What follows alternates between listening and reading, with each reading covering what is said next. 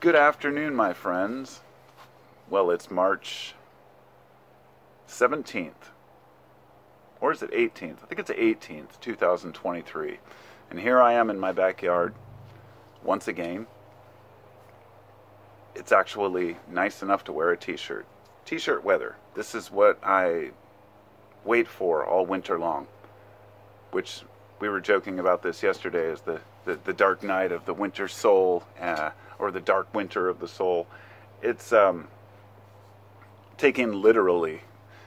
Every season gives me pause and time to reflect as to why I appreciate other seasons. I don't want to live in a place where it's winter year-round or where it's summer year-round. I like living on the 45th parallel. So I have a very specific attitude that comes with growing up on this specific parallel. Now, this is something a lot of people don't, I've never heard anyone else mention this, but as far as different personality types and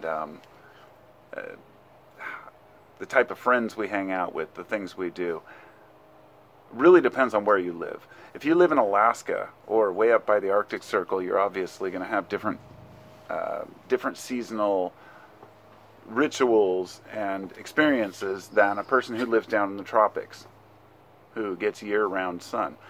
And because of this, perhaps the person up north can appreciate a warmer day more, and perhaps the person down on the equator can appreciate a cooler day. That's just kind of a very general way of saying that where you live is very dependent on the things that you do.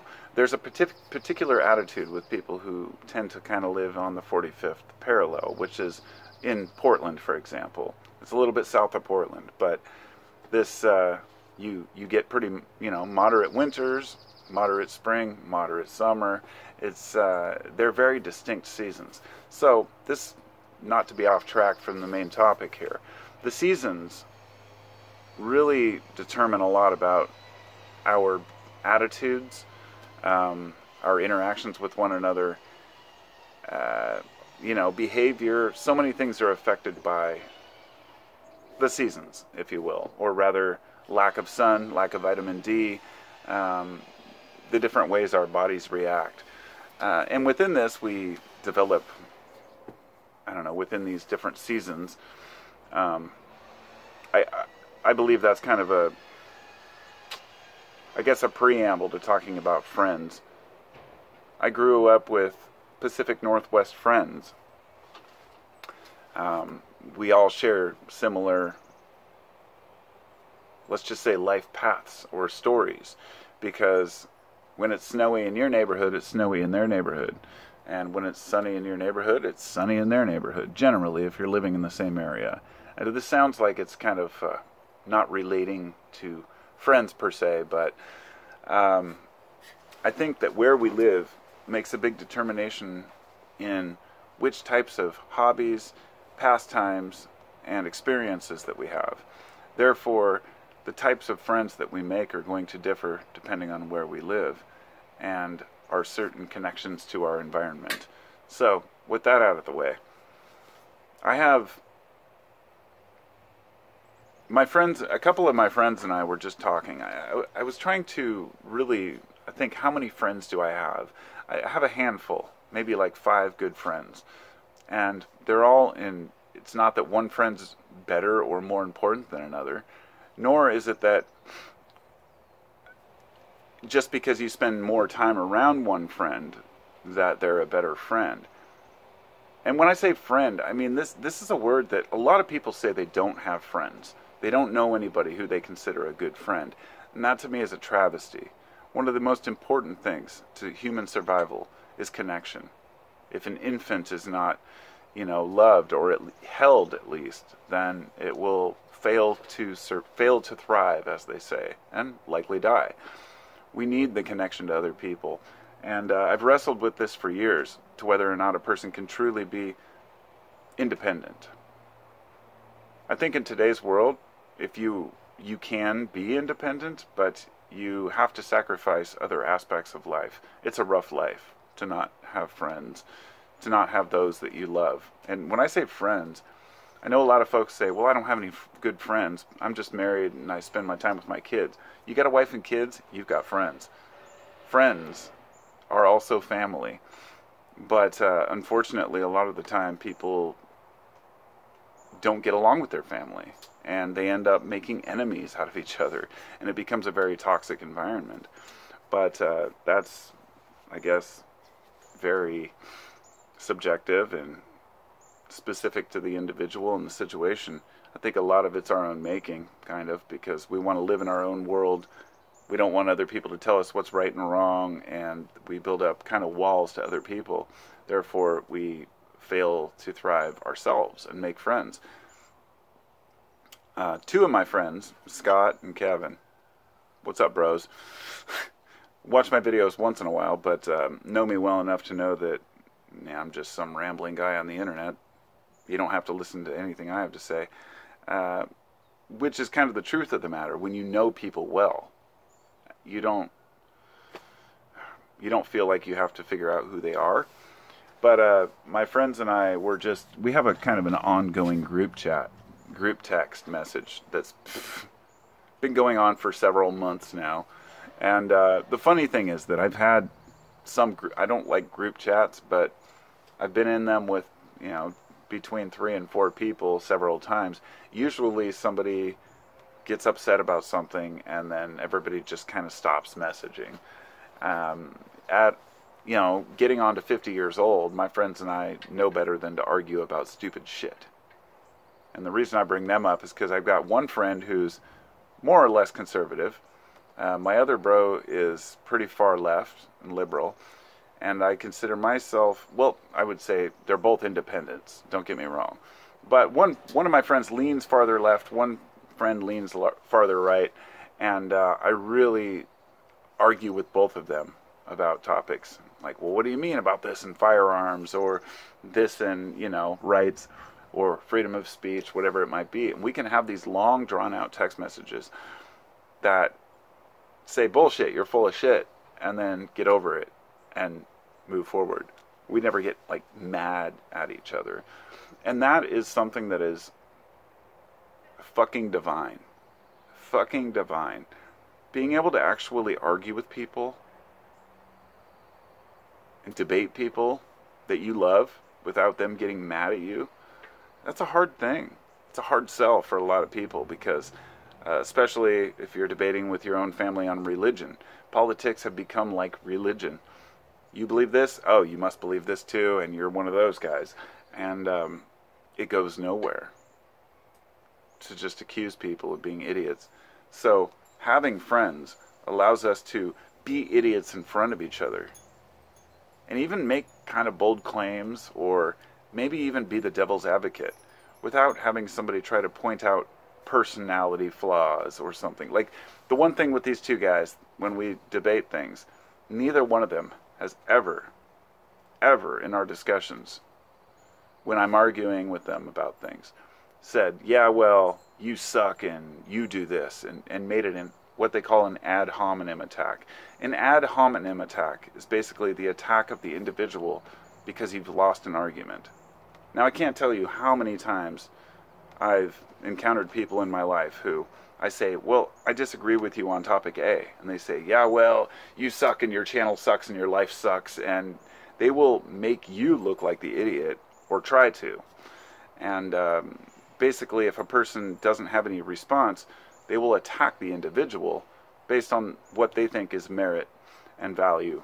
And what you have to do as an individual in that situation is weigh the bullshit they're saying. Say, is this important enough for me to give a damn? Most of the situations, if not all the situations I've encountered, have been not worth my time. Sometimes you have to leave friends behind, you got to leave family behind, you've got to ignore people who are toxic in your life. It doesn't mean they're bad people. Some of the people I've had to leave behind, I love those people.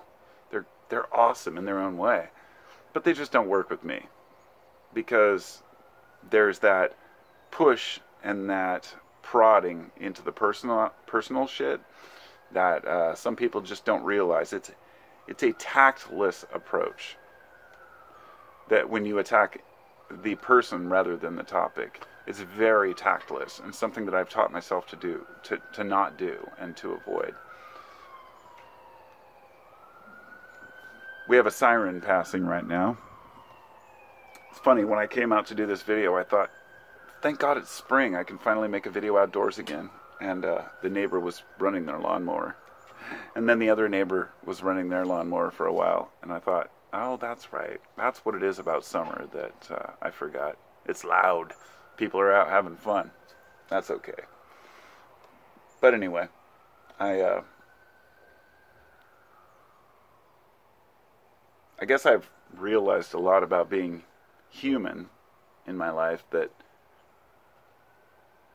I can see my own broken spokes. I can see my own lack of effort or my own shortcomings in life and acknowledge those and work on them rather than trying to cover them up and pretending like I'm a great person, I'm the best person. I'm a human being. I have flaws. I'm working on those flaws. I'm acknowledging those flaws through trying to be an adult about it, whatever that means, and move past the bullshit, if you will. I see for this entire video, Lucy has been back there in the pond. Lucy, what'd you find, girl? You find any fish in there? Are you going to actually catch one? Or are you just going to stir it up and make it muddy so the fish can't survive? I have several goldfish that I've raised, carp, if you will, in my pond there, and my dog loves to go in there and just stand there and try to paw at them and stare at the fish swimming through the water. It's her obsession. But maybe I'll take her on a walk. Maybe that would be better, huh? Want to go somewhere? I think she does. So I'm going to take her.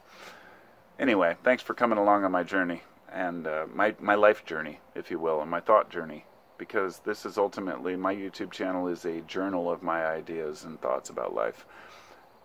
I don't know what the fuck I'm talking about a lot of the time. I'm just speaking from my heart.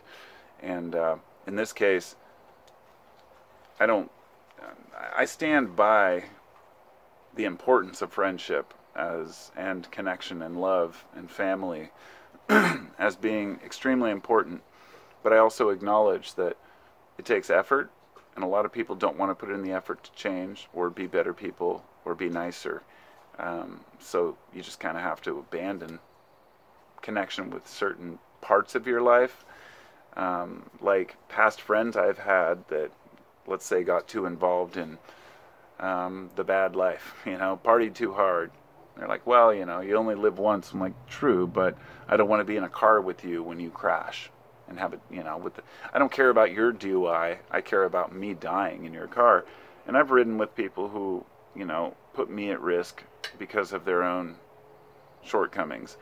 That kind of stuff. That's just one example of many. There's people who will point fingers at you as well, people that make you feel bad. Put it this way, if there's people you spend time around that make you feel bad or stressed out just to be around them, leave. Abandon it.